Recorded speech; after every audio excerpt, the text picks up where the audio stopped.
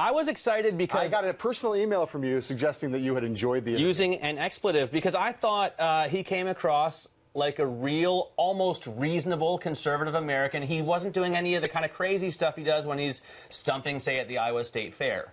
Well, look, I think there's one thing that's really great to sit across from him, and what part of the thing that's a problem with Trump, I mean, every politician's a little different on stage. Well, he's not a politician. That's why people like him. He's now the frontrunner for the Republican nomination, so I think he's a politician now. He's hesitant to say that. But he also does so much media where he just calls in, right? And there's, a lot of the interviews on TV are just him by voice. It's different if you can sit with him and sit that close to him because it puts you in a more human kind of place. And we asked him a lot of questions that were not just horse race questions and not just straight political questions. We talked about a lot of different things, and I think he kind of enjoyed that give and take on some issues, especially related to business and finance. It seemed like he knew his audience, though. He brought up inversions on his own. He brought up tax inversions as a real problem here.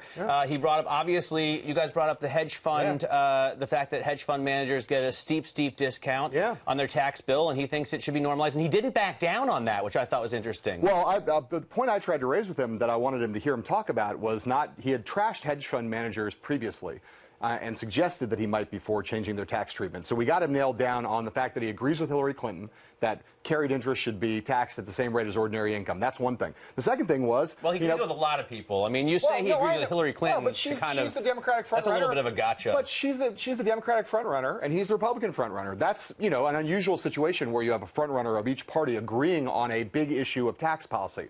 That's all I'm saying. It's not a gotcha, but I just think it's interesting they agree. It tells you something about the kind of populist sort of campaign he's running. He's not running to be the candidate of Wall Street or the candidate of rich guys, even though he is obviously a rich guy. The second thing was that, carried interest also applies to people who have stakes in limited real estate partnerships, and he has about 10 of those. So to get him to say not only did he want to go after hedge fund managers, but also he wanted that to apply across the board on carried interest, including real estate people like himself, also interesting that he was willing to go that far. Another point where I think you actually did kind of get him, it's hard for me to imagine, and I'm not saying I know what he does in his free time, but Donald Trump sitting around flipping through the King James Bible. Listen to what happened when you guys asked him what his favorite passages were.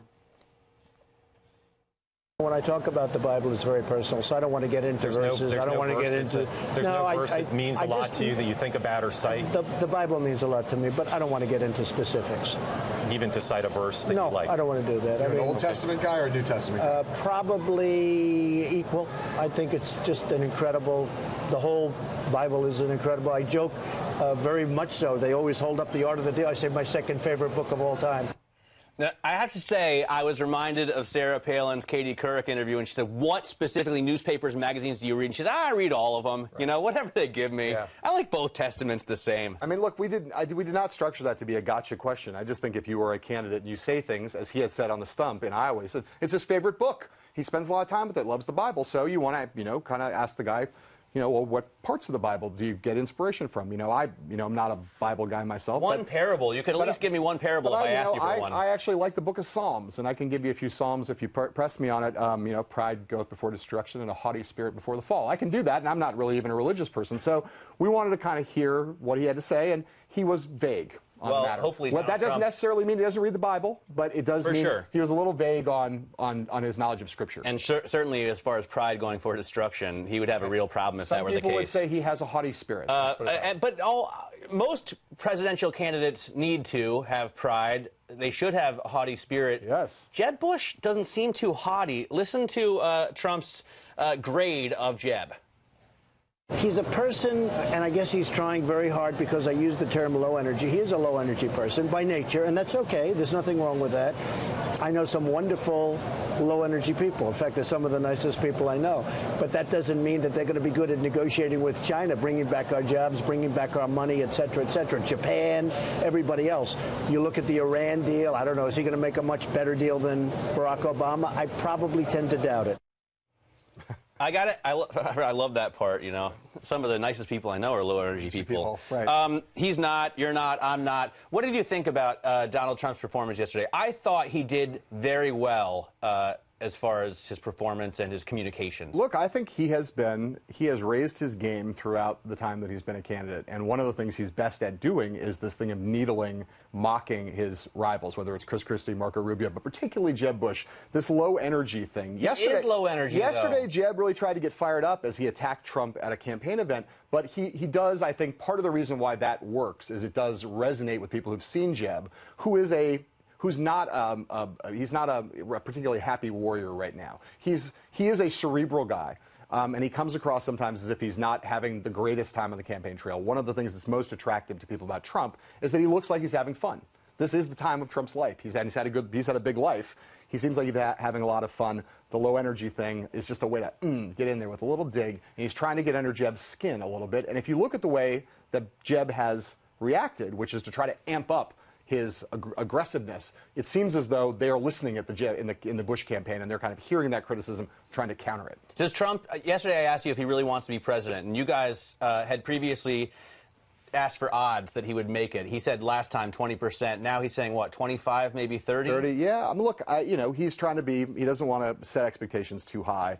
But like I said to you yesterday, I think now, he's the clear front runner. He has been for a little while, but the gap between him and the field is growing, not shrinking. And he has it in his mind now, I believe, that he could be the guy who sits in the Oval Office. Now, there are a lot of reasons we could sit here all day and talk about various reasons why that will be a big lift for him to get all the way there. Let's talk about that. First of all, he's speaking right now down at an event in Greenville, South Carolina. That's live right now, so we're just showing that to you. But what are the chances of this guy actually winning the Republican nomination? Because it seems like Jeb Bush is playing kind of rope-a-dope, like waiting for him to screw up or waiting until there's no chance. Well, I think that there's what everybody wants to be. If Trump has staying power, and I think we now think he has some staying power, he's not going anywhere. He's not going to blow himself up. He's survived a lot of controversies. It looks like he has a lot of appeal. He's got appeal to evangelicals, establishment people, pro-business Republicans. He's a guy who's going to get a big chunk of the Republican vote when we get to the place where, if things continue on this path. The question is, what's his ceiling? If it's 25 or 30%, that is a lot in a 16-candidate field. That's enough to win Iowa, win New Hampshire, maybe. It's harder if it's a one-on-one match. And what Bush is trying to position himself to be is the last guy standing. I have enough money to survive and persist to the point where it's a one-on-one race between me and Donald Trump. And the Bush argument is that in the end, Republicans will see him as a more plausible president, Bush that is, than Donald Trump, and he'll be able to win. Well, good point, though, is that he doesn't have to necessarily run as a Republican. You guys asked him about Ross Perot, which I thought was interesting as well.